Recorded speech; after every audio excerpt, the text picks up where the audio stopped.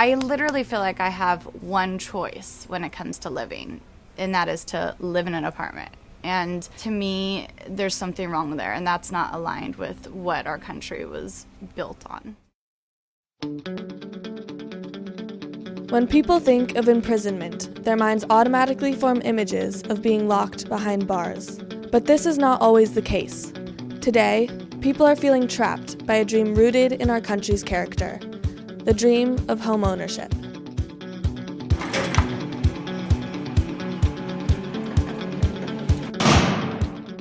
I'm Donnie Bishop. And I'm Alyssa Ackerman. This is our soon-to-be home. My name's Tim. And my name's Celeste. My name is Sonia DeFajan, and I live in this tiny house.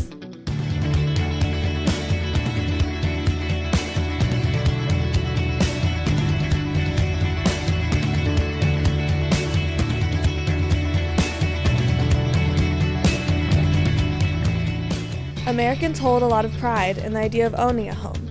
This dream began with the growth of suburbs, known as urban sprawl, following World War II. The peak of home ownership was in 2007, with nearly 70% of Americans owning versus renting.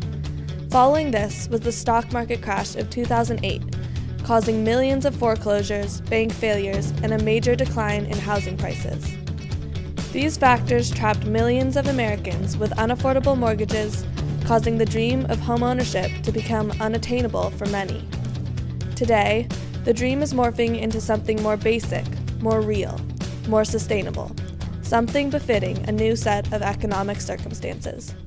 We actually have choice to live in other ways rather than in cookie-cutter houses or suburban neighborhoods and larger spaces. Part of this project started because I was feeling very limited by the type of lifestyle that was accepted. Tiny houses are an alternate option. Just as the name suggests, tiny houses are dwellings under 400 square feet, often on wheels, that while small, contain all the necessities of a conventional home. With lower costs, tiny homes broaden the spectrum of people who can own a home and revive a dream that seemed to be drifting away. The idea of owning a home was sounding really good, but then it just was so unrealistic for, people like us. Who buys a home, who lives off middle class income. Even if I had the money to buy a larger house, I actually don't have to do that. That's crazy. I actually have choice. It's like this sensation of being free.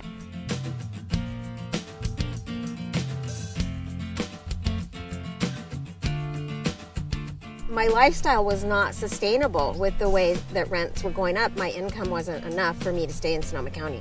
This is my community, and I wanted to stay here. I feel like this tiny house has given me the opportunity to be able to stay in the county that I love. I couldn't be happier about that.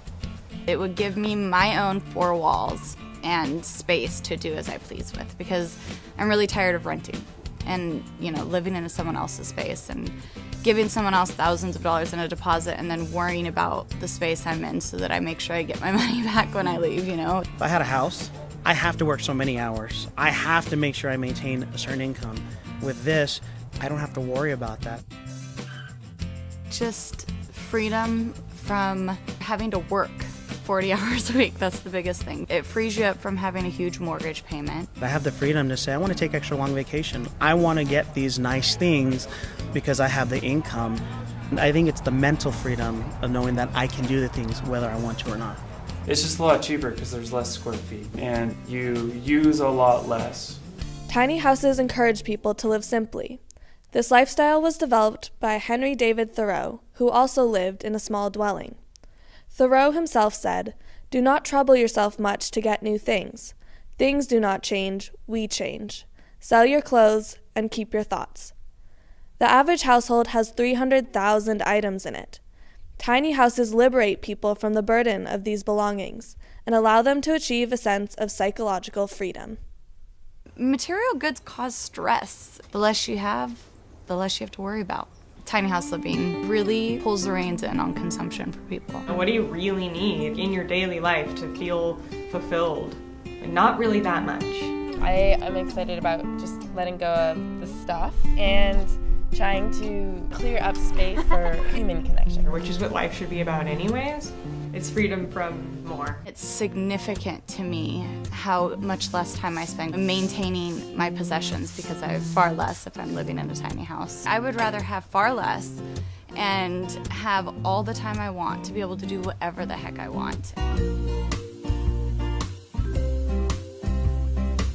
Tiny homes allow people to invest their time and money in the pursuit of a more spacious existence, where they can achieve the dream of owning a home without compromising their financial, psychological, and physical freedom. I love the nomadic lifestyle. I love the idea of when my son, who's now 10, turns 18, I can take my tiny house anywhere I want, and it's still my little house, and I can grow an attachment to a space, but not be like rooted in any particular location geographically. I spend more time out in my community. I spend more time with my friends and my kids. And one of the mottos of tiny house living is go tiny, live big.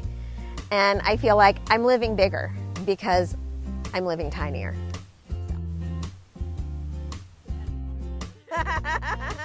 So.